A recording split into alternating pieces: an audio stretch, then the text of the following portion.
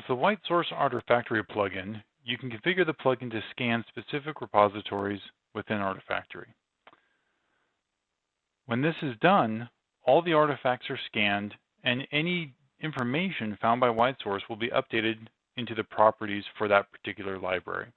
In this case here, we can see the xstream1411.jar library has been updated with several WhiteSource properties, including a description, homepage, CVE property values for scores, the license it was released under, whether this violated any policies or not. For example, we can see the policy details. It was rejected due to the BSD not allowed license. So in this way, users of Artifactory can see the data coming from WhiteSource without having to go to another tool to view those details. Because they're properties that can be interacted with in Artifactory just like any other property.